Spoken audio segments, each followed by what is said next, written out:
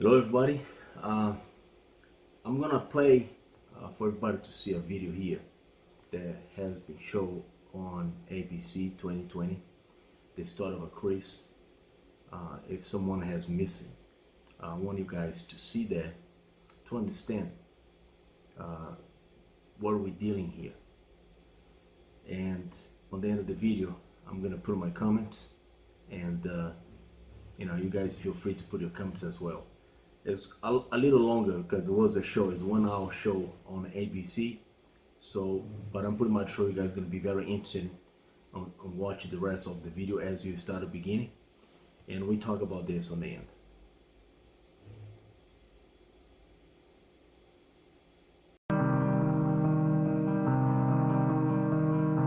Crime stories have fascinated human beings since Cain and Abel. I've spent a lifetime exploring the edges of evil, exploring why people do what they do. I'm Scott Turow. As a criminal lawyer, I have seen the worst of humankind. As a best-selling novelist, I have probed the underbelly of human existence. I've written books that have sold millions of copies. But the story of this case still has to be written. 18-year-old Angie Dodge was raped and murdered. A jury convicted Tapp of first-degree murder and rape. Sometimes true crime is more unthinkable than anything I have ever imagined. I don't know what the hell you guys want. I wasn't there. For 13 years, I believed that Chris Tapp was part of my daughter's killing. This is not just a regular case. It's woven in the fabric of every IFPD guy's career that's here. Target vehicle, we'll keep an eye on it. There is one person that killed my daughter. He's going to be coming out. These are the stories that keep me up at night. The cases that are truly stranger than fiction.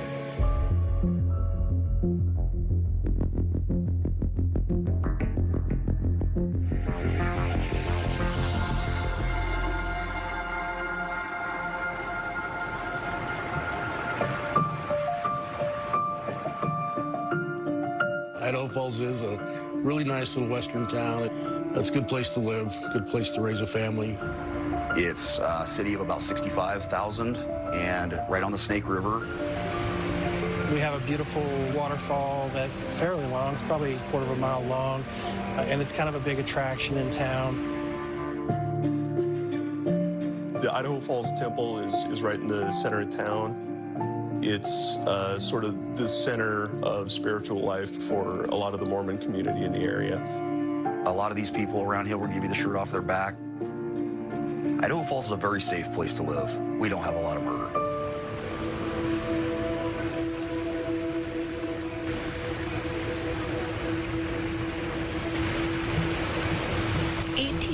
Angie Dodge was raped and murdered. Someone had raped and killed her. Angie's throat was cut in her Idaho Falls apartment. This call came over the radio that body was found and suspicious death. I want you to come and process this crime scene.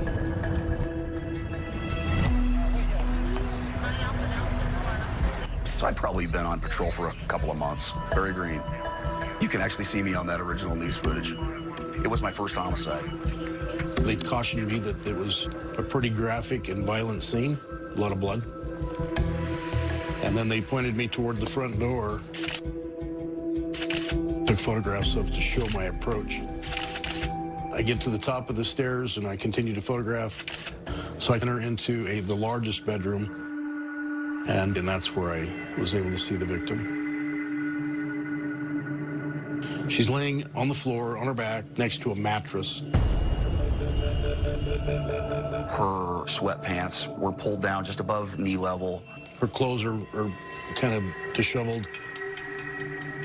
She had had a shirt on that was slightly lifted up, and it was exposing one of the cut marks on one of her breasts. I can see that she has some extensive lacerations or incisions, stab wounds, and there is a horrific wound to the throat. There was a lot of blood. There were some blood marks on the wall.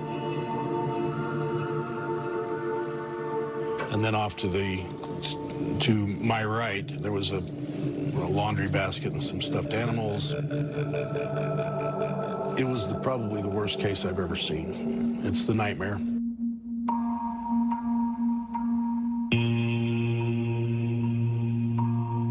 When you have a child that's murdered, life just gets shattered. And there's no way to put the pieces back together.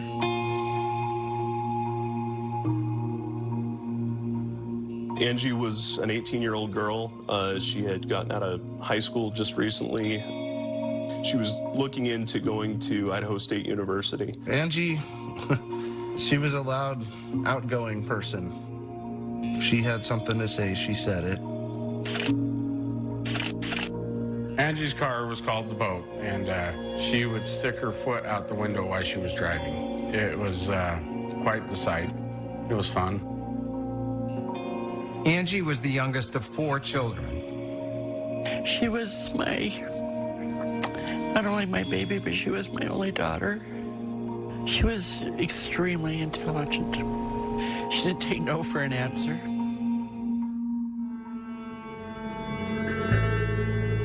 Angie had moved into an upstairs apartment in this house 3 weeks before being murdered there.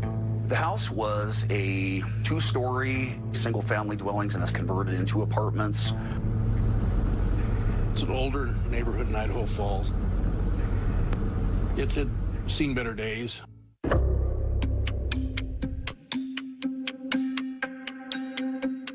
The police gathered DNA at the crime scene. The semen that we could see clearly all over the victim. And skin cells under her fingernails. We found one hair that was obviously different. One what we believe was a pubic hair. Some blood sampling, obviously. The killer absolutely left his calling card there. This was my only daughter, and I hope you come forward and make it easy on everyone. Almost every person that they brought in for an interview, they asked them for DNA. We're interviewing all family members, associates, friends of hers. We collected over 100 different DNA samples, and there wasn't any matches. Ultimately, it's 6 months. There's still no killer arrested. When you have a crime like this, violent, horrible, it fills everybody in the community with anxiety. And the police feel that pressure to get that crime quickly solved. And then a friend of hers was arrested in Nevada for raping a woman at knife point. Much like the similar circumstances that had happened in Angie's murder. Police take immediate action on this new information, but it's going to be a lead that ends up destroying innocent lives.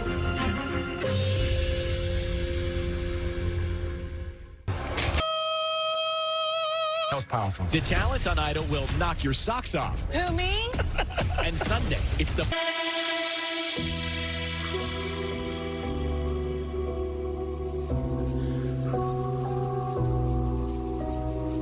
The community was really shaken by this murder. 18-year-old Angie Dodge was raped and murdered. Someone had raped and killed her. Like a lot of small towns in the United States, Idaho Falls is a place where crime, especially violent crime, like the murder of Angie Dodge, is a relative rarity. There was no obvious way of knowing who did it. Was it somebody I'm meeting at the store?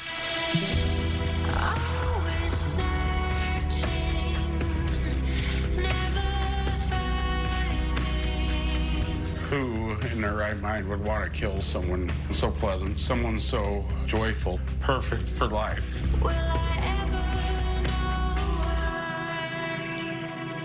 If I had to have the opportunity to tell her how much I love her, I don't know that I could have made it. This would kept me determined to find out why my daughter was killed. She wanted to know who did it. And just like I would or any other parent would. Where DNA has been left behind, the expectation is that crime is going to be quickly solved. They spent months trying to solve this case, and they're getting nowhere.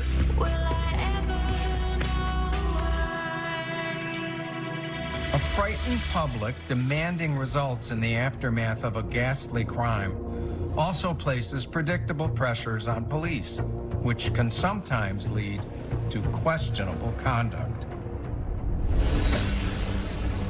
7 months after the murder, police get a tip. A friend of Angie Dodge named Benjamin Hobbs was arrested in Nevada for raping a woman at knife point. Much like the similar circumstances that had happened in Angie's murder. It's not unreasonable for the cops to say this is a hot lead. This is probably our guy. Ben Hobbs is the guy who killed Angie Dodge. He was a very strong suspect. Ben Hobbs is not simply somebody who knew Angie Dodge. He was actually in the funeral party, carrying flowers. It's not unusual for a killer who takes a certain amount of pleasure in the crime to be at the funeral. So this seems to be another telltale sign that maybe Ben Hobbs is the right guy. The police drive down to Ely, Nevada to interview Ben Hobbs about the murder. Ben Hobbs becomes their #1 suspect. I have nothing to do with the murder of Angie Dodge. Was she raped and then she's killed? Tell me, was she raped? I don't know. That's why I'm asking you, because if she was, my DNA will prove my innocence right there. The police get his DNA. They go back to Idaho Falls and begin looking at Ben Hobbs's circle of friends.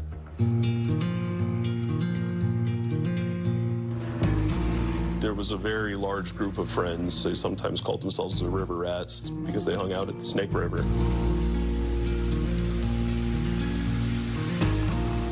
The riverboat docks was a hangout for a lot of different groups of people. And Angie was a social butterfly, so she would be in all the groups. We all were dorks back in the day. You know, we all had good times and hooky bobbing and water fights. They bring in Chris Tapp, who was a close friend of Ben Hobbs.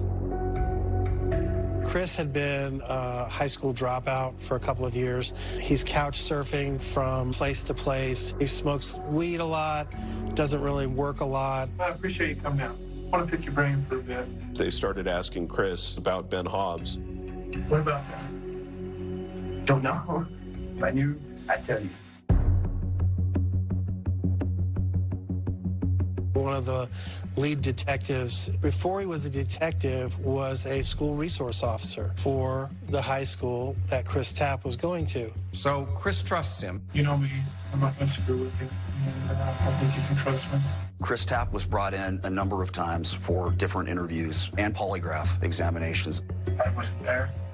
I know I wasn't. Chris gets an attorney. He denies any role in the crime. I wasn't there. I wasn't even down the stairs. I wasn't nowhere around. Police begin a series of interrogations and polygraphs that will last for nearly 60 hours. You're screwing with me now. And then he begins to change his story. The impression I got from you is you're like downstairs waiting for him. Maybe I like that. I just don't know. Now the police have reason to be suspicious. There's a saying in the law, false in one thing, false in all. Somebody who's changing his story is hiding something even bigger. You're in the apartment.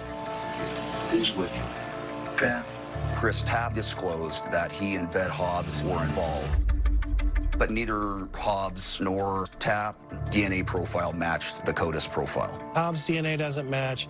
Chris Tapp's DNA doesn't match. So they're looking for a third person.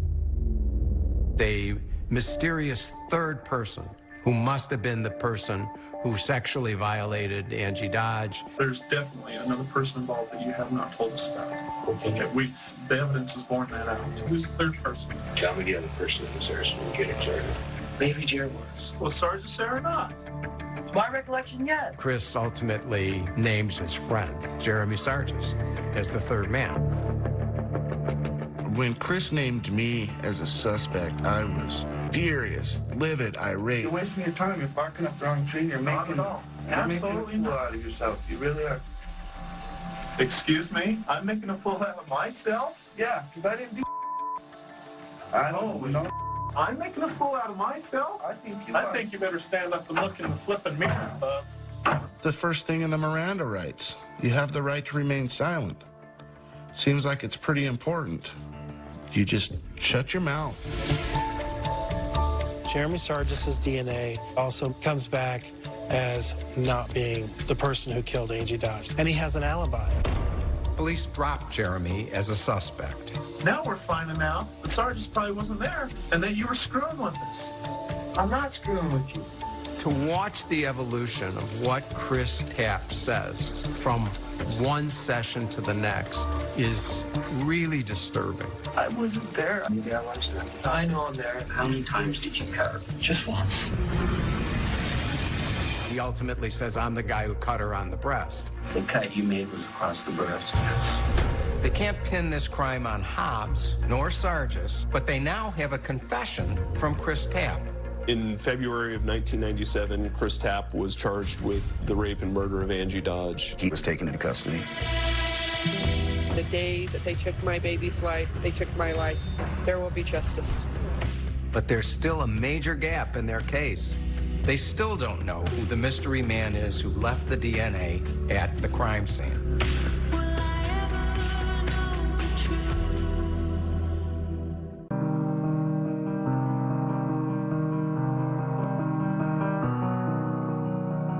To have a loved one murdered is a unique loss. Another human being made an intentional decision to kill this person you adored.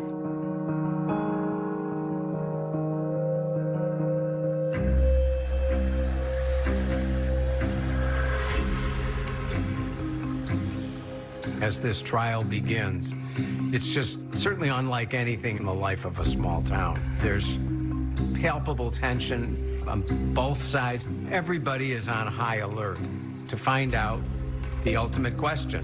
Did he do it? On February 3rd, 1997, Chris Tapp is charged with first-degree murder with an enhancement for using a deadly weapon and rape. Chris confessed to being at the scene with Ben Hobbs and this other person. Ben Hobbs is never charged because he didn't confess to the crime and his DNA didn't match. It's not Jeremy Sargis's DNA either. Chris Tapp was the only one left holding the bag. There will be justice. And going into the trial, it's reliving it. The horror. It's awful. Carol was there. She went to the trial every day. She was a very visible presence. Carol Dodge wanted him to pay. She wanted the death penalty. She wanted Chris Tapp to suffer the way her daughter had. The jury saw him confessing to doing it, to participating in the crime. How many times did you cut her? Just once. She say anything? Hell. Chris's defense lawyers saw that there were problems with his confession, but the prosecution was successful in countering his claims. And the argument is simple. Innocent people don't confess to crimes they didn't commit. Closed case. So even though someone else left his DNA on Angie, the jury finds Chris guilty as an accomplice. The jury all verdict, that's guilty. When the jury verdict came down, it was just sadness. Pure sadness. I couldn't believe I was going away. I couldn't believe I was going to prison. I completely believe that what the police did was improper. I think that the questioning was entirely suggestive. And I think that Christopher just was led down a path. We could have done it without you. When Chris was found guilty, all of us friends wanted the death penalty for him. We felt that he should be taken care of like he did to our friend. Stand up. I'm not the master animal that everyone thinks I am. Judge, I asked you to spare my life. Thank you.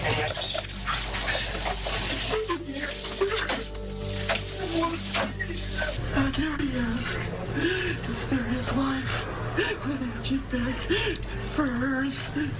How dare he? The judge ultimately opted against the death penalty. He gave him 30 years to life. There are a number of issues that were raised during the trial, and I believe that there will be an appeal. Chad, do you have any questions about the sentence I just imposed? Merry Christmas. The family was very upset that he didn't get either the death penalty or life without parole. And I came down here and I did everything I could to go, doesn't anybody understand what's going on in this town? Won't anybody wake up? This town needs to wake up. Take your blinders off, for hell's sakes. Even though Chris Tapp was now in prison, Carol wasn't satisfied.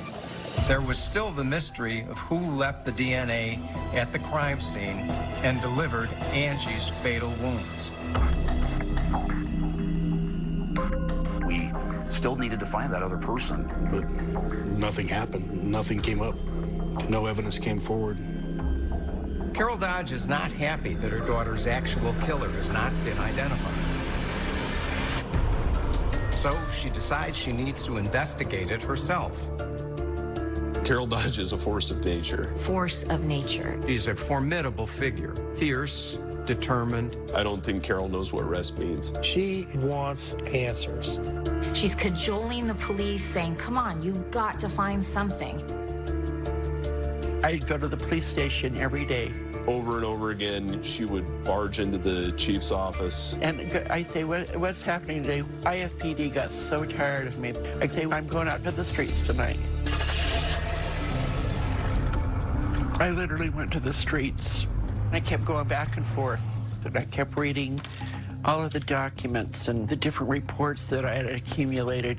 She's driving around late at night, putting her own life at risk. Somebody pulled a gun on her once. She's surveilling people. She's questioning drug dealers.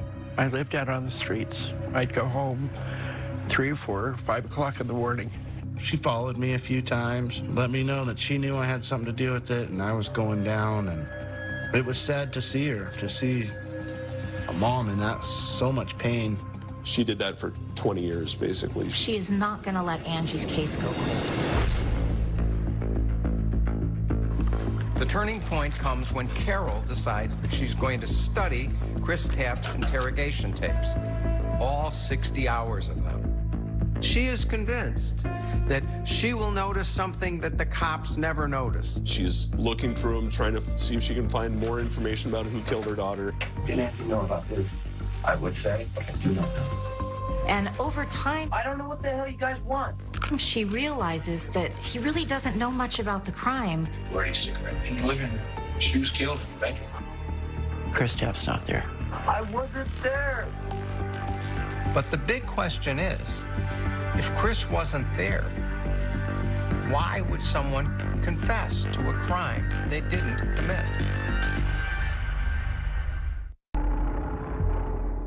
One of the fixed stars of the universe of criminal justice is the idea that nobody voluntarily confesses to a crime she or he didn't commit. I look at Angie's case, and in 23 years I've been trying to put this puzzle together, and the center's missing. Like any good plot twist, Carol Dodge does something few would expect. If I didn't have to know about this, I would say, but I do not know. In 2008, she tracked down Chris Tapp's new defense lawyer, John Thomas. One day after court, Carol Dodge stops me, and I thought, oh no, this is not going to be good. I'm representing Chris Tapp. Her daughter was brutally murdered. Carol told me that I needed to watch the videotapes of Chris's interrogations, and that she thought that Chris Tapp was innocent. I don't know what the hell you guys want from me. There were 9 separate interrogations. It was hours and hours of polygraph sessions. Unless you want to just tell me everything right now. I've been trying to. I wish I could. Me, in my bright mind, if I help him, you know, I can help him solve this, and I can become a hero, or I'm a good guy, or whatever it is. Okay, we're just going to jump right back into it here. Law enforcement claims that Chris volunteered statements that indicated that he knew about the rape and murder. But when John Thomas viewed the tapes, he believed that the police wittingly or unwittingly reveal details of the crime. It wasn't just stab once or slice once. There was a lot of aggression. They ask him questions about, okay, well, where did she live? Did she like live on the corner, or was it? And they say, no, Chris. It was in the middle of the block. They ask him, which room was she killed in? Where do you cigarette? In the bedroom, or in the living room, or in the kitchen, or in the hallway? In the living room. It was in the living room. Yeah. And they go, no, Chris, it's over here. She was killed in the bedroom. However, at Chris's trial, the detectives testified that they had evidence that proved Chris was lying to them, and that Chris always knew where Angie lived and where she was killed.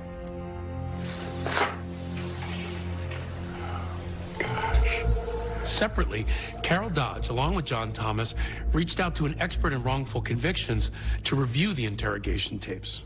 Honestly, I just don't know. I do. I should have. This was the first time that a victim's mother called me and said, I've got real concerns that the man who killed my daughter is innocent. Drizzen created a report that would later be used in Chris Tapp's appeals. You know, an accessory. It's the polygrapher that suggests to Chris he could get the gas chamber for his role in this crime. If they get life imprisonment, gas chamber. It's clearly the kind of threat that can lead people to give false confessions. The Innocence Project, an advocacy group for the wrongfully convicted, also joined Chris Tapp's defense team. I think that people would be shocked to know that the police can lie to you. The police can say that they have evidence in the case that actually doesn't exist. No doubt in my mind right now. Although police tactics like these are legal, Drizzen argued in his report that detectives took them too far. In my opinion, the polygrapher wasn't there to test the accuracy of Chris Tapp's stories on the lie detector. The charge you're telling me is saying to me, you were there. He was there to tell Chris that he failed the lie detector test to get Chris to change his story to meet their evolving theory. That Ben Hobbs killed Angie Dodge, and that Chris Tapp somehow participated in the crime. When I first took office in January 2015, the Bonneville County Prosecutor's Office began the search for and the hiring of an independent investigator to look into Chris Tapp's conviction. It became pretty clear that a lot of the information that Tapp had was provided to him by law enforcement, and there were concerns by our investigator regarding statements made by the polygrapher during the polygraph examinations that were coercive in nature. However, the independent investigation concluded that Tapp was present when Angie was attacked and stabbed, but cast doubt on his confession regarding his personal involvement in her death. Drizzen believes that Chris looked guilty because of the psychological tactics that he says detectives used. I mean, that's my thing. If I was there, I'd remember it, wouldn't I?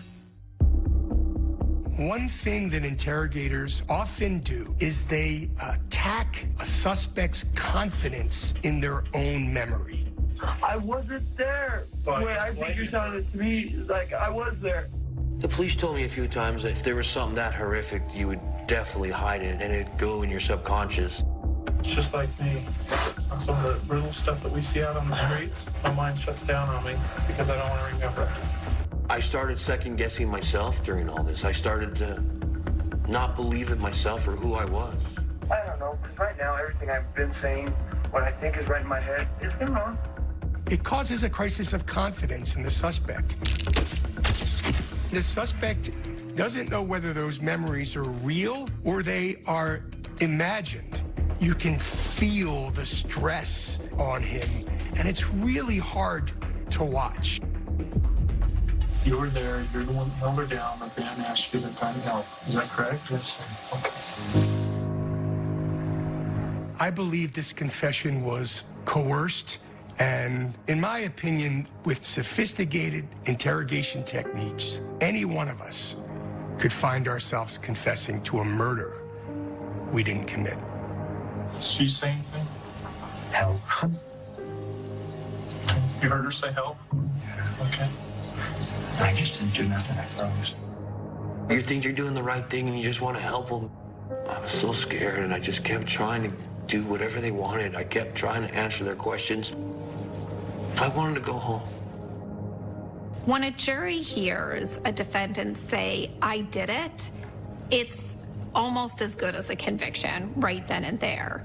It is extraordinarily hard for juries to understand that somebody would confess to a crime that they didn't commit. I can say, I think without any equivocation, that had Mr. Tapp not confessed, there would have been no conviction in this case.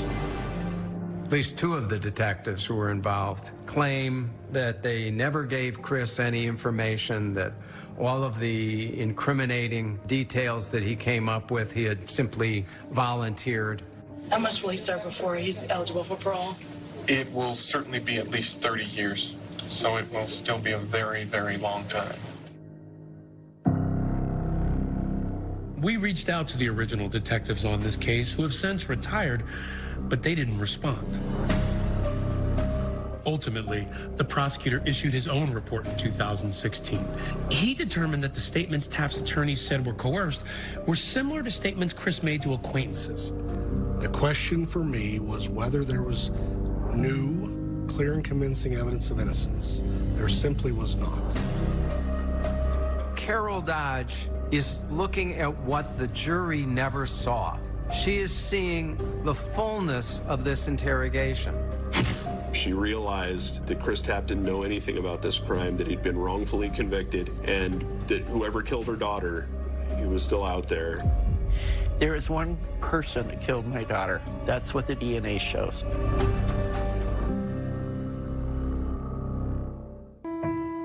There is the old saying that the truth is stranger than fiction. It is a moral triumph that Carol Dodge, the murder victim's mother, in her agony and in her grief, is still able to see the truth. Carol goes from being in a courtroom wanting the death penalty for Chris to being in the courtroom trying to prove his innocence. There's not one speck of evidence on Angie that belongs to Chris Tapp. It belongs to one individual, and that individual has never been found. She, I would say very heroically, has become the leading voice for Chris Tapp's release.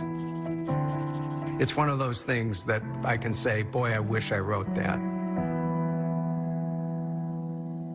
Chris has also evolved from suspected murderer to possible victim. He's now a 44-year-old man. Life in prison was tough on Chris.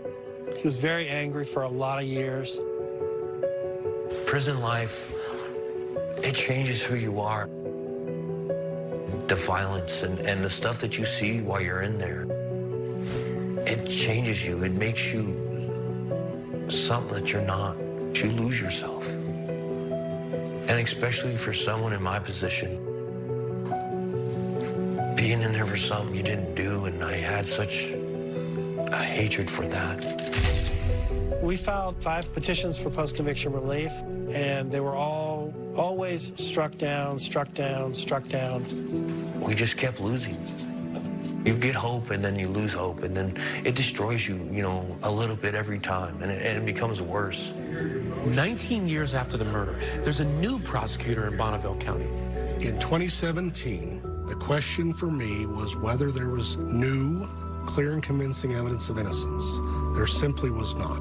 We had concerns about the confession. I had some concerns about the level of sentence as it related to Tapp's admitted involvement. Based on his concerns, he and Tapp's defense team agree on a deal.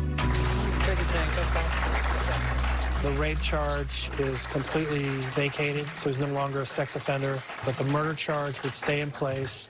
We walk out, the doors in the front here, with our head held high. Victory! Carol was there. She was holding my hand. She was happy that I was out. Oh, it's just a day of celebration. Right, Chris? Yes, ma'am. I still have a murder conviction standing right now as we speak. It limits my job opportunities. It limits a lot of things in this world. He remains a convicted murderer in the eyes of the community, but he is also a free man. I want the full exoneration. I want to be able to have that conviction expunged. Ultimately, Carol Dodge and I decide, hey, we're going to continue pursuing this. We need to find the killer. If we find the killer, they'll have no choice but to exonerate Chris. And for the person who did kill Angie Dodge, there's a bounty on your head. 20 years after Angie's murder, all of the main actors in the interrogation of Chris Tapp, they've all left the police department. New investigators have come onto the case, and they are ready to take a fresh approach to the crime. The new group of investigators were not involved with the interrogation of Chris Tapp. I got promoted to captain in October of 17, and I took over the case. We're still trying to search for whoever this person was, but we have just taken every street to the end, and there's nothing else to follow up on. Genetic genealogy is progressing. More and more about the killer can be determined from the DNA that was left at the crime scene. And the tireless Carol Dodge, aware of all this, reaches out to a world-renowned genetic genealogist named C.C. Moore. And the Idaho Falls Police also join in this effort.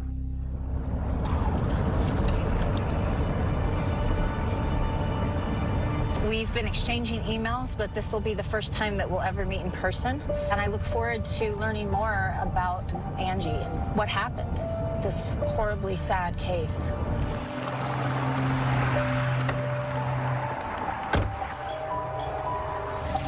Hi. Cece. Hi.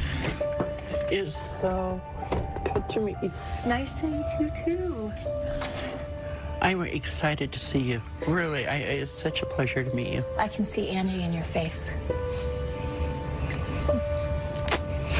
Sorry. When you have a child that's murdered, life just gets shattered. And there's no way to put the pieces back together. I wanted to hear a little bit about Angie, what you could tell me about her. She was not only my baby, but she was my only daughter. She really went through some hard times when she was younger because she was big for her age. Yeah, was she 5'11" or 6 foot? And so she was bullied. And so when she would see other people being bullied or being messed with, she would get right in the person's face and say, "You leave them alone." Okay, we're gonna turn right here, left. Man, this is beautiful. Look at the light. I grew up out here. You did, so you're a native. Yes. My mom and dad were really poor, and my mother raised 5 girls with no bathroom.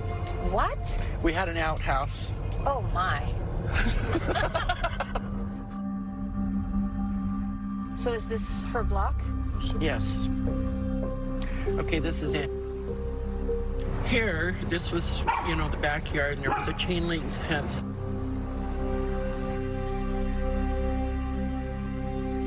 Angie was at my house that night until 20 minutes after 10. She moved out 3 weeks before. Only 3 weeks before? 3 weeks before, and one of the reasons why she moved out is because she disobeyed a house rule. I was so grateful that she had come over because I hadn't seen her for 3 weeks. Oh, that was the first time? That was the first time. Since she moved out? Yes. Oh. And the night that she came over, and I rocked her, and I said, "I'm so glad you're not mad at me anymore." And she just looked up and she said, "Not even in a blue moon." So the next day, that's when they told me that Angie had been found dead. Poor Carol had been trying to find her daughter's killer for 22 years. There is one person that killed my daughter. That's what the DNA shows. So Carol is not going to give up, and I want to be the one to help her. One of the fortunate things in this case is that police preserved the evidence in a basement evidence storage room. And what was waiting in that basement was the ultimate clue in identifying Angie Dodge's killer. As the science progresses, a DNA sample that was uninterpretable becomes suddenly clear as day. This is the guy we've been looking for 23 years. Let's go catch murderer. There's a bank. There he is. Yep, gonna be coming out. Let me remind you, there was a real crime. It was probably the worst case I've ever seen. It's the nightmare. I'm Scott Turo. As a best-selling novelist, I've written stories about greed, rage, and resilience. The bottom line is this. But sometimes real life is stranger than fiction. I don't know what the hell you guys want. I wasn't there. Crimes of horrific nature are like a terrible explosion. And I just know she was so scared. I want to be the one to help her. DNA detective C.C. Moore. A supernova obliterating lives and remaking them in a way no one could imagine. I had never been in a situation where there were such high stakes. Man, this is it. Oh yeah, guys, do this. Let's go catch murderer. Here he comes. Coming out. Yep. We've got him. Wow. It was a miracle.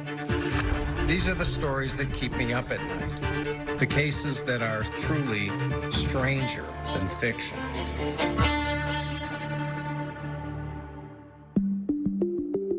All right, we're going to talk about the murder of Angie Dodge.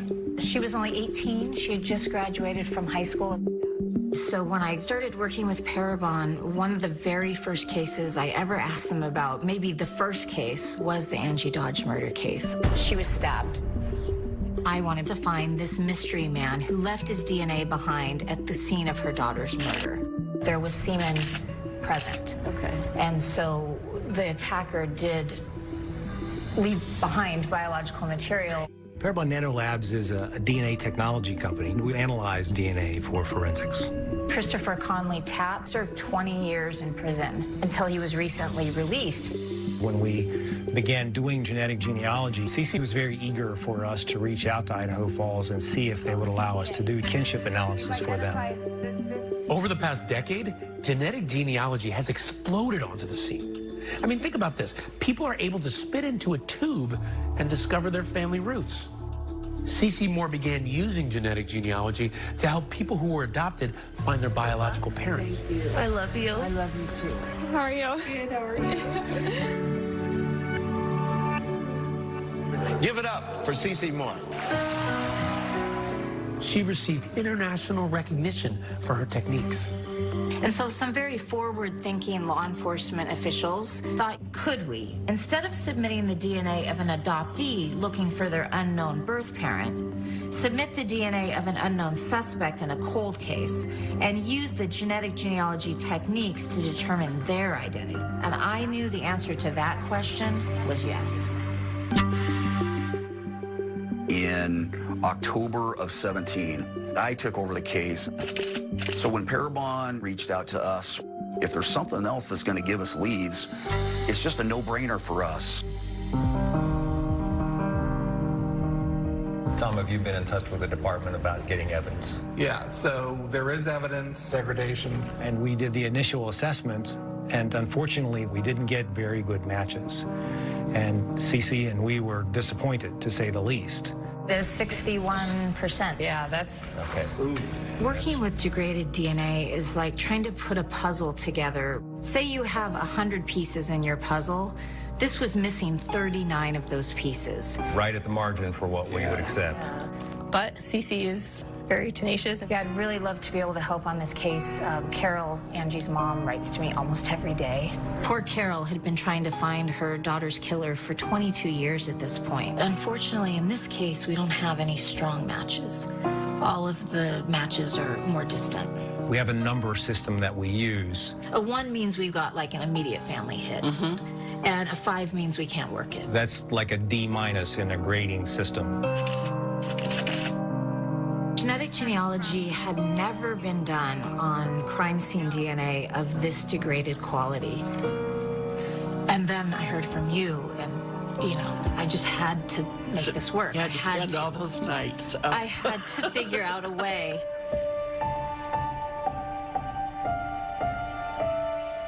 I decided to go back and take a deeper look at the genetic genealogy results. And I'm pleasantly surprised to see that it may not be hopeless. That's good news. Yeah. So how do we know which line to look at? And I've pushed it up to maybe a 4+. And so even with the degraded DNA, there is hope. That's exciting. But it's only because of you, because if you hadn't been so persistent,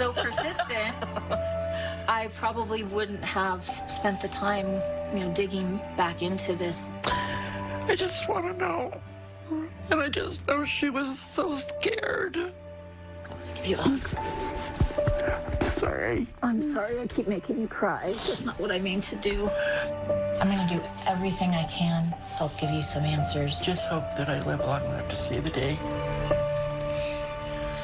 So we got to get busy. Yeah.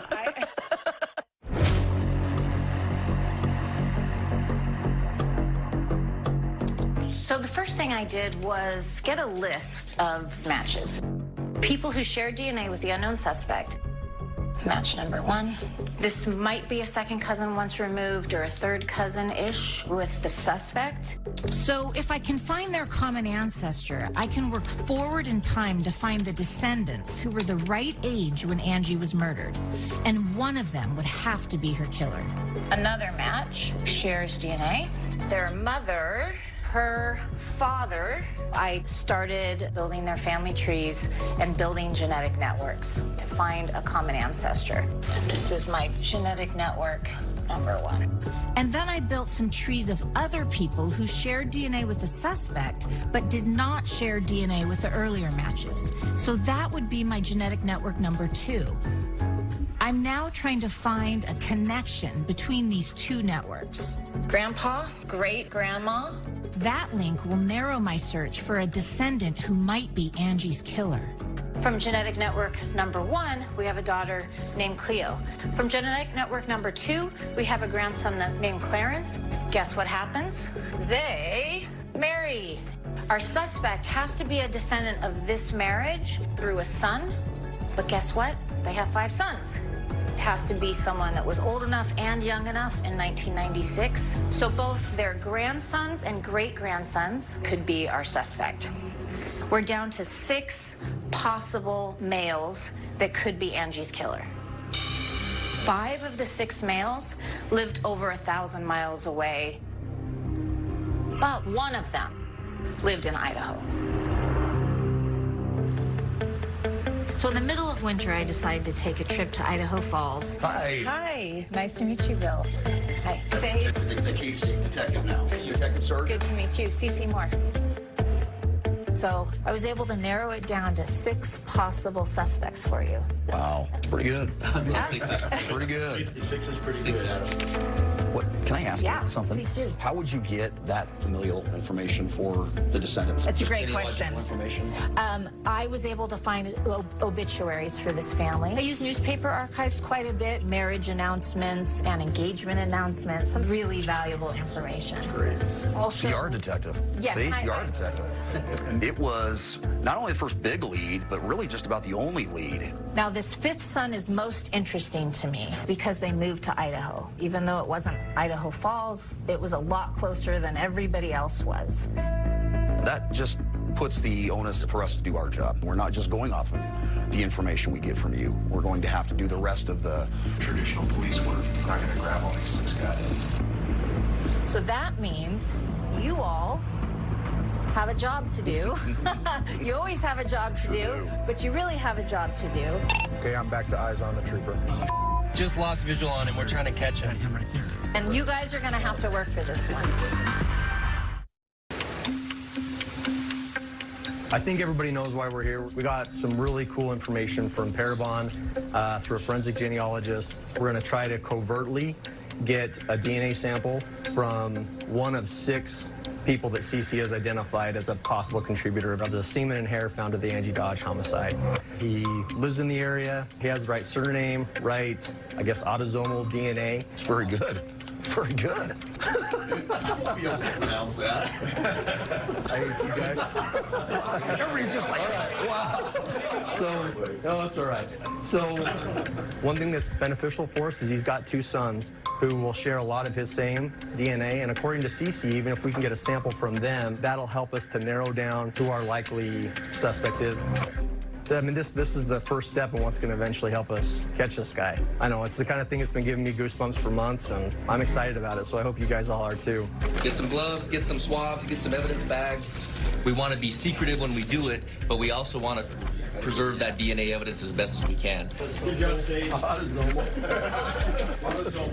Autosomal.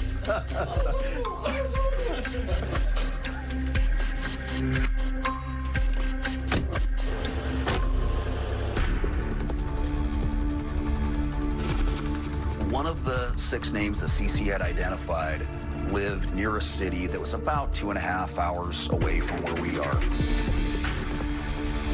He worked in a factory, was a family man, living out in a home in a rural area. He didn't seem like the type of person that would do something like this, but I've learned in my work you can't always tell who is capable of such violence. The suspect knows what they did 22 years ago, when I can only imagine that they're on heightened alert every day, all day. So we put a plan together between 6 and 8 of our own detectives. There could be DNA here. And we've made contact with their local investigators as well in that area. This is the target vehicle. We'll keep an eye on it and wait. So we're just gonna hopefully find some piece of DNA that he discards, whether blowing his nose, drinking a soda, whatever it may be. And then we'll collect that without him noticing and submit that for further testing. Any information that I'm providing to the detectives is simply a tip. They are not going to just run out and arrest someone. Have good eyes on the car. They have to build that traditional case and collect that DNA sample to compare to their crime scene DNA. That's him. He didn't spit or throw anything out on the way out to the vehicle. I'll follow him out. It was really hard to surveil him because his house was in a really remote location where it was mainly rural farm country. Doesn't look like there's a really good spot to actually watch the house itself, so we're going to have to find out. Somebody's going to have to get an eye. And so to have surveillance vehicles around just stuck out like a sore thumb. Hey, Bill, I'm gonna take a parallel road.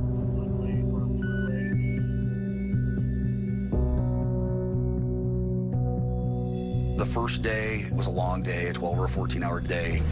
Here at the house, there has been really no movement, and so hopefully we'll have better luck tomorrow and be able to get that DNA sample.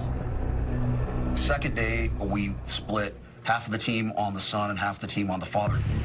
If we can get the father's sample, that would be fantastic, but if it's too difficult, perhaps we can get the son. All right, he's starting to move. We followed the father from his place of work. You lighting up a cigarette or doing anything we should watch for? Now that I can see right now. Now, we realized through the course of our surveillance, The car we're looking for right here. that his vehicle registration was expired. Westbound, Haverly Road. And officers use handheld devices now to check for blood alcohol level concentrations. Heading right towards you. Okay, the trooper's right behind him now. So if we could get a breath sample voluntarily, not coerced in any way, we could probably get an adequate sampling from this breath tube. Okay, I'm back to eyes on the trooper. Just stay with him as best you can. Or just one of you want to drive in, look for the sons. Copy this, we got eyes on you. His son I am right behind him. ended up going into a local bank there. Secondary subjects pulled into this bank. So the farmer blows right there, I think. He came out of the bank and spit a couple wads of chew here. Hopefully we'll get some DNA. Looks like we'll get some good stuff. We continue to surveil the father. Hey, Bill, so our trooper's up at the window. And then he has his alpha sensor with him to try to get a breath sample. So. Oh, yeah. It's so cold it doesn't stick. Well, gentlemen, the magic just happened. He just blew in the alpha sensor, too. Sweet. Looks like you're going to owe somebody some dinner tonight, Bill. I love my wife, but you are now a close second, sir. Thank him. He did all the dirty work. Oh, my There's gosh. sample one. Beautiful. Sample 2. Well, Bill, you're the proud new owner of 2 spit tubes. That's awesome, dude. Spencer's so awesome. I tell you what, Spencer's MVP today. I hear. You know how I'm going to pay you back? Ooh. Dinner. Ooh. Dinner's on me. Ooh. DQ or Taco Bell. It's your call. Somebody look up place to eat. Hear me.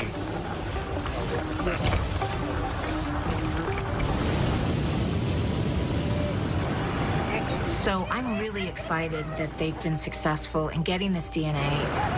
I was still on pins and needles waiting for those results to come in. But when the results came back, it was a total shock.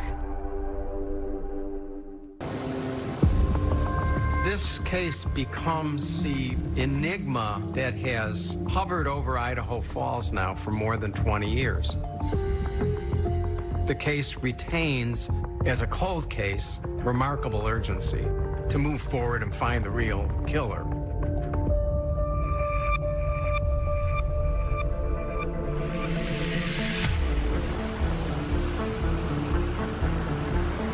So I'm really excited that they've been successful in getting this DNA. I can't wait to get the results. We sent those samples in. We're just waiting to get the details back from CC. The genetic genealogy had led to just these 6 cousins. But when the results came back, it seemed to eliminate all of them. And then it felt like the rug was pulled out from under me. The thought crossed my mind that, great, we're done. I really thought that we might be at a dead end right there. And so it was really depressing. It was a total shock. I just couldn't figure out what had gone wrong. Never before had genetic genealogy given me the wrong answer. And I think the thing that I was most afraid of was failing Carol and having to tell her that I couldn't identify him.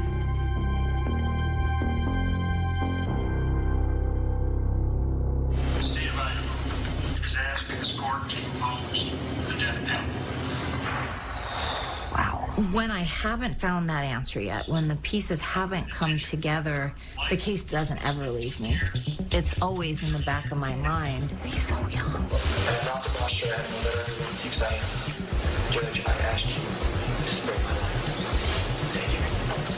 Thank God he didn't get the death penalty. Little did we know. When I met with Carol, she really impressed upon me how important it was to her that Christopher Tapp's name be cleared. 20 years of your life has been taken from you. He'd been released, fortunately, but he still had a murder conviction hanging over his head. I had never been in a situation where there was such high stakes. I had to figure out what had gone wrong. I couldn't walk away from this and say, oh, well, wasn't one of the 6. I'm done. Nothing more I can do here. I knew I could not fail Carol, and Chris needs for the true killer to be found so he can be exonerated. So the bad news is we don't have a match, but it had to be a descendant of Clarence and Cleo Usry. That can't be a coincidence, and so I went back up that tree and back down that tree. When I had done the initial research, one of the grandsons had an early marriage. He was really young, his wife even younger. She was 16. 16. I mean, that's odd. I was really surprised not to find any children from that marriage, because most people don't get married that young for no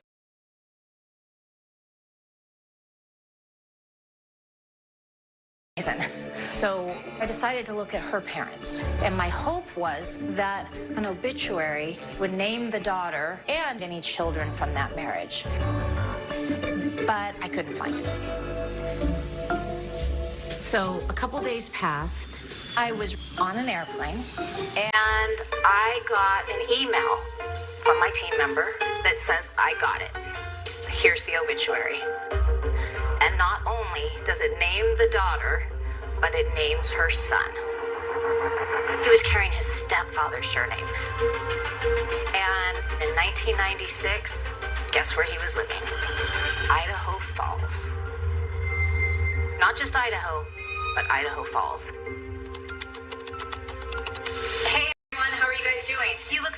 serious. We're scared. We're apprehensive about what we're going to hear. I guess we can go over it on my screen.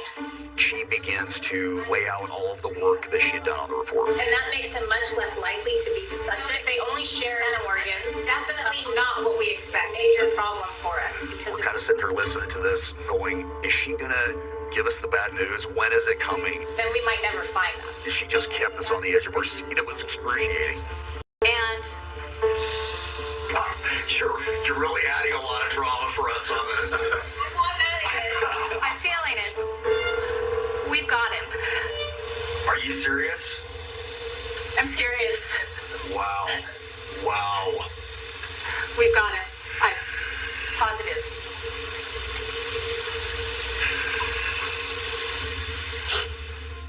It was really emotional. It was a really emotional call. Now, we don't take anything for granted at this point, and we have to confirm all this information. But to have a lead like that after 23, 24 years, huge is probably an understatement. His name was Brian Drips. Brian L. Drips. At the time of the crime, he was 30 years old. It was just a few days before his 31st birthday. He was going through a divorce. He had a child being born. Drips had only had some minor issues. There was a couple of misdemeanors on his record. He was a concealed weapon permit holder at one point. Through our investigation, we find out that he actually was in Idaho Falls at the time. Not just in Idaho Falls, but right across the street from her house. It is 06:20 in the morning, and we are in Caldwell, Idaho. We're going to go set up on our person of interest's house here. We don't know anything about where he works or what his daily activities are, so wherever he goes, we can tail him and try to figure out what he does. We're about to pass by his house. He's at the end of this street on our left. I just did the drive-by. His truck is still there. Mom's Durango is still there. It doesn't look like any lights are on. Vehicles are definitely there. That's good news. This road that he's probably going to use when he leaves is this one. So we've got a guy down here watching this intersection. We're up here watching this, and then we've got a guy down here north. Is this guy potentially dangerous? Yeah, we're not. I mean, it's something we got to keep in the back of our mind, in that, you know, this is a murder investigation. So the crime is the most significant crime you can have out there, and if he gets desperate, then you never know what could happen here. So we got to be careful. It's just a waiting game now. We could be sitting here for 2 minutes up to 12 hours. This is torturous. Just watching one intersection for one car, then you start thinking to yourself, like, how often do I leave my house if it's my day off? We've been going for 5.5, almost 6 hours, just waiting. Okay, it is our target. He is now found. And he was smoking a cigarette that he had hanging out the window. Man, this is it. This could be great. We have somebody close enough to watch if that butt comes out. So our subject is a couple cars ahead of us. I'm trying to get there. We've got a UC guy right behind him. Southbound midway. He's got eyes on him, and those cigarette butts are like... The same route that you took last night. They're like DNA traps. It'd be perfect for collecting a sample.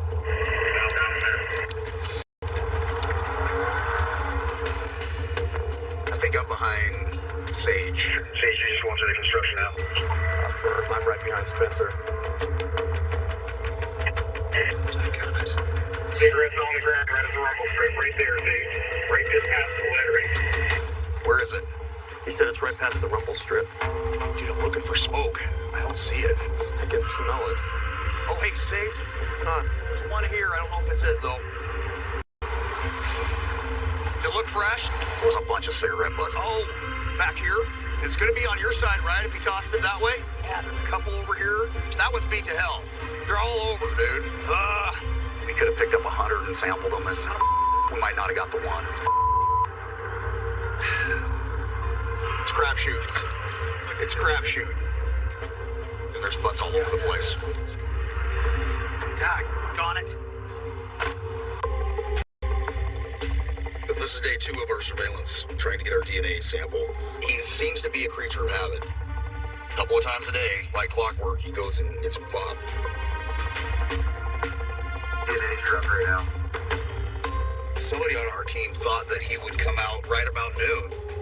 Sure enough, he's pre-positioned. He's back northbound now towards Redmond. So we just got the information that our guy's moving. In fact, he's going by us right now. Thank you behind your gun. Cigarette in hand. Cigarette is in hand. Still smoking. Oh my gosh, don't get out. Still smoking. Bingo, looks like you got it. Okay, Spencer's clear. Just flipped it out. Spencer's got it. That could have just been our huckleberry right there, guys. You better get out of that van. Right here, dude. Yes. Good job. Yeah. That's awesome. It's right there. All right. Hey, we're not done yet. Let's stay focused. Saddle up. Hello, is this CC? Yes, it is. We were able to get a cigarette butt. It was still smoking when we picked it up. Good work. Hey, Cindy. Hi, how are you? Very well, thank you. I'm here to drop off this sample. If you guys could work your forensic magic and compare it against our unknown sample. Absolutely, we can do that. Woohoo. If it's not a match, I give up. The next day, I'm out on my lawnmower on Saturday trying to get my yard mowed. Lieutenant Tisdale calls me, and I know he would only be calling me about this at this time. And you're probably ready for some results. I am. Well, I think before we get to that, we should go back and talk about some things in more detail. Yeah, thanks. Thanks, Kevin. I get what you're doing. So, our guy, Brian L. Drifts, is the match to the crime scene semen that was left. It was a huge relief. We've got our match. It was huge. That's probably where it set in the most with me. Man, this is the guy. This is the guy we've been looking for 23 years. So how does it feel? Unbelievable. And now we're in game face mode, figuring out what we need to do for the rest of the investigation. Yeah, my work's done, and your work is just starting. This is not just a regular case. It's not even a regular homicide. It's woven in the fabric of every IFPD guy's career that's here. So yeah, guys, let's do this. Here we go. Go do this. Let's go catch murderer. Our plan was that if he was as regular as what we had seen in the past, this is the street he'll be coming out on. He's set up in very similar surveillance spots that we were before. Target going mobile now, backing out of the driveway. Sweet. Jeez. And sure enough. All right, I've got him. He's coming up to the stop sign at Midway. Stand by.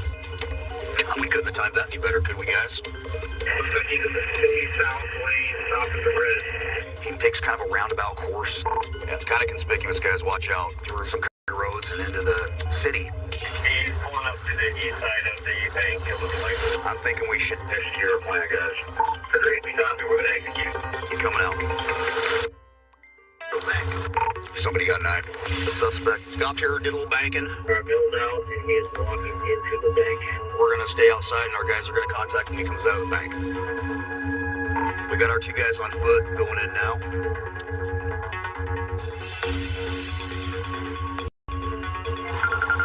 What up, brother? Just main desk right now. Copy that. We got John and Sage are in position, just so you know.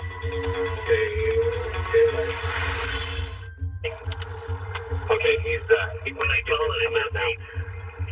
Okay. All right, heads up. He's heading for the exit. Yep. 10-4. Here he comes. Yep. He's gonna be coming out. There he is, camo fatigues, black shirt, big long beard. Here we go. They're walking up, making contact now. Stand by. It's our guy. Sage, the lead detective on this case. The sergeant next to him. We got the lieutenant on the other side of the truck. Trying to see if he'll be willing to come down voluntarily and answer some questions at Caldwell PD. I think he's agreeing to go with them. He's trying to get back in his car. Maybe he's He's just wanting to leave and go away. I can't really tell which one it is. Well, he's always getting in his truck with him. John's gonna sit in his truck with him. Damn, I don't like that without the wire. I don't like that without the wire.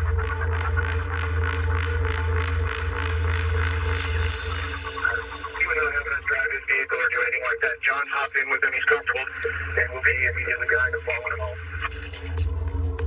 He arrived home, gets his dog out, hugs his mother, and goes back to the Colville Police Department for our interview.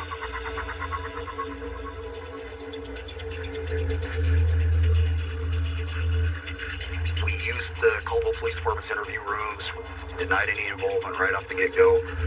This interview went for about 5.5 hours-ish. And they told him, we have your DNA. Still really didn't want to admit anything, but wanted to take a smoke break. And then when he came back in, He kind of slumps a little bit. He was silent for a couple of minutes. And apparently I killed her. he told us that he had gone over there with the intention to rape Angie, but not kill her. We asked him if anyone else was involved, and he said no. This was the way to make this nightmare finally come to an end. It was a huge victory for me.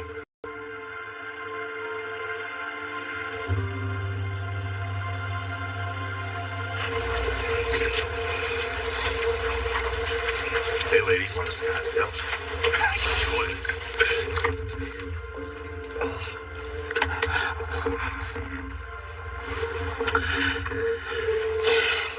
We made it. We sure as hell did. We sure as hell did. Yep. Cece. We got it. Hey, Carol. We got it. Thank you. Thank you, Superintendent, without you. Well, it couldn't have been done without you. I did it for you. Oh, sorry, what? Brent died. I know. You're almost superhuman to us. I would have given up without Carol. 2 o'clock in the morning, what are you up doing, Cece?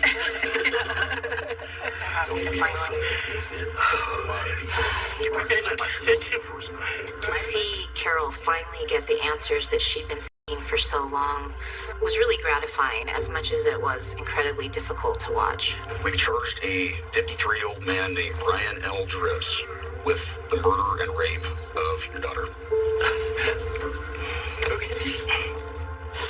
Just 23 years ago, we were in the same building, hearing the sad news that she was gone. And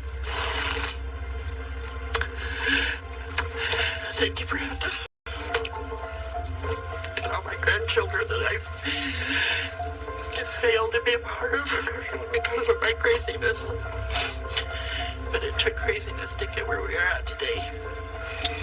There will be a constant theme as the police department talks today, and that theme is Carol. And I know Captain Squire's report is heart and soul to it because of Carol dying. Man, it was a lot of tears shed. It was surreal for me.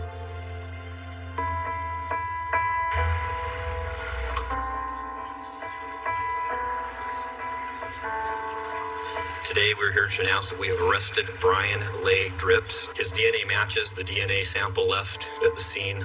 Carol, for 23 years, every second of every day, she's been looking out for her daughter. Angie's given us something here. What we've learned from working with DNA in this case will be applied to many, many other law enforcement cases going forward. I can't even express how hard I'm affected by one person's choice to take my daughter's life. At the time that the Idaho Falls police announced Brian Dripps' arrest, Chris Tapp was still convicted of this murder. Good work. Thank you. I recognize it was another generation of officers, but at this point, Christopher Tapp get an apology and or reparation or something? Chris Tapp's part of this case deserves its day in the sunlight, and we will do that. That day is not today, but that will come.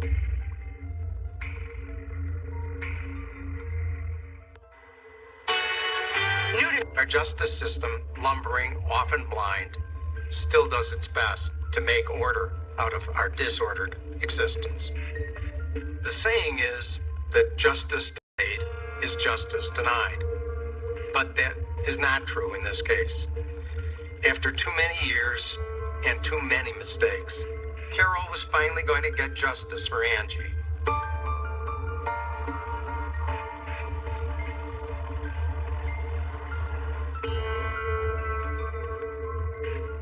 Count one, as set out in the information, is the charge of murder in the first degree. How do you plead? Guilty. I tell you what you did, which makes you guilty of this charge. Went over there with the intent to just rape her. I was pretty high on cocaine and alcohol. I had a pocket knife with me. I didn't mean to murder her, but I guess it happened. Had police not focused in on Ben Hobbs and Chris Tapp, they may have been able to identify Drips as the assailant long ago.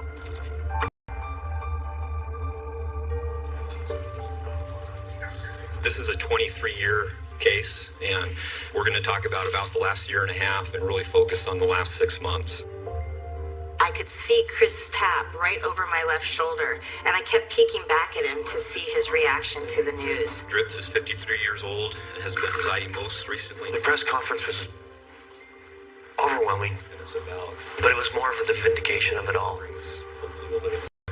Because I kept telling them I didn't do it for years upon years. And it was good to be there for Carol. Her family can go to bed easier now because they actually have the true killer. There was no hatred, there was no animosity. They were happy to see me.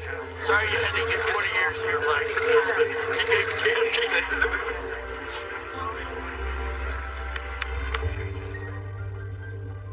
When Chris walked out of prison, he was not mentally free. I was in that courtroom. It was a miracle to finally see Chris Tapp be exonerated. State's motion to dismiss both the rape conviction and the murder conviction on the basis of actual innocence of Mr. This was a community reckoning, and it just really felt like a restorative moment. I'm just going to enjoy it every day, living the life that I should have been living for the last 22 and a half years.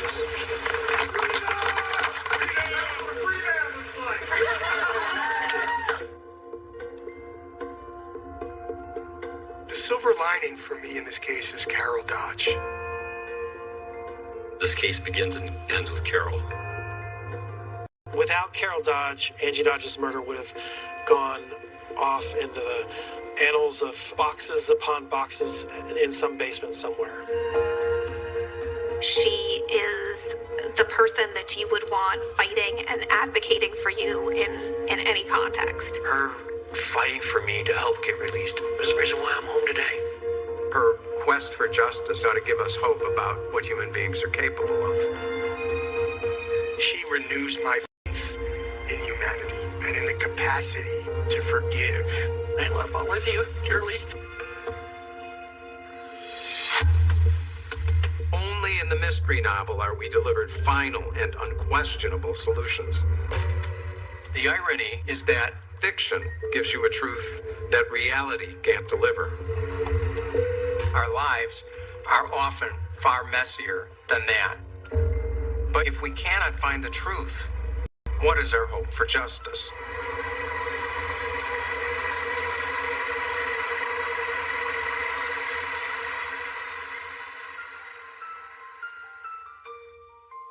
And we should note tonight that this is now scheduled to be sentenced in late April. And CeCe Moore tells us she has used investigative genetic genealogy to help solve more than 150 cases. It's really something. And that is 2020 for tonight. Thanks for watching. I'm David Muir. And I'm Amy Robach. For all of us here at 2020 and ABC News, have a great day. Here we go. Let's play Going Through Line. Well, as you can see, how difficult it is for you to defend yourself sometimes, because prosecuting those days after they pick up a case, even though if you're innocent, now they're gonna do anything in their power to get you that conviction, because look good for them, look good for them for their career, right?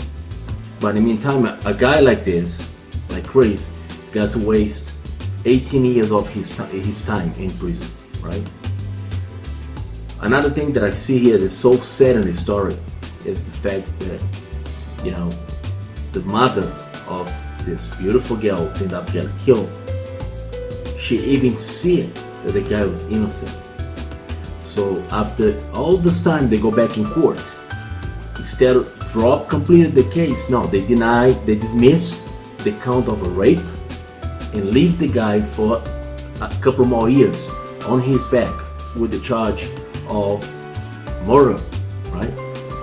You know, it's so obvious and clear that the guy is not the one that did it, but they still.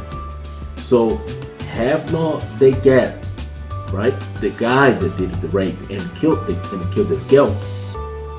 Chris is still today with this charge in his back, which destroys his life, prevent him to get better jobs. You know, always people gonna look him, you know, and question themselves: have he done this? Have he not done this? Because that's what they do. The police, they destroy your image. We're so blind those days to believe of this whole marketing campaign that they have, you know, and then everybody look guilty. By the time they choose to put their hands on you, right, the whole society think that you're guilty. You must have done something wrong, right? Why are they gonna come after you for no reason? It's a lot of reason, people. That's how they rotate it. That's how the machine, the belt on their machine, keeping, you know, going and going, you know. And they can justify spend all this taxpayers' money. They can justify their jobs. They possess, you know, the position. You know, that's the only way. They have to fabricate criminals. It doesn't matter if they pick up a case. Someone needs to go down. It doesn't matter who. A ham sandwich for all I know. But someone is gonna have to take the guilt. And it doesn't matter if you're innocent or not. Right? Until next time.